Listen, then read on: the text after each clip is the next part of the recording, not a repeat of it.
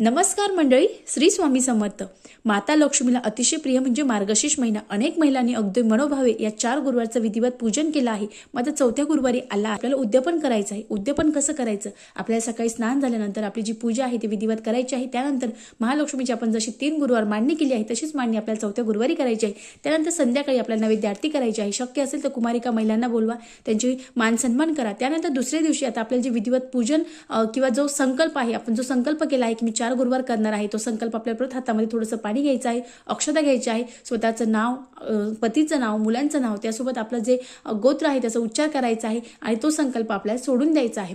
त्यानंतर आपल्याला माता लक्ष्मीला हात जोडून विनंती करायची आहे, हे माता लक्ष्मी, हे 4 गुरुवारचं व्रत मी केलं आहे, माझ्या घरामध्ये तू अखंड वास कर, माझ्या घरात सुख शांती समृद्धी राहू दे, असं म्हणून नमस्कार करायचा आहे. त्यानंतर आपल्याला परत एक निरांजनी घ्यायची आहे. जो दिवा आपण लावला तो जर विजलेला असतो तो परत लावून घ्या आणि त्यानंतर आपल्याला फुलवात घ्यायची आहे, धूप घ्यायचं आहे आणि त्यानंतर घंटी घ्यायची आहे आणि त्यानंतर माता लक्ष्मी ते ओवाळायचं आहे. त्यानंतर परत ते खाली ठेवायचं आहे, हातात अक्षता घ्यायचा आहे, जोही देवीचा मंत्र येतो तो मंत्र म्हणायचा आहे.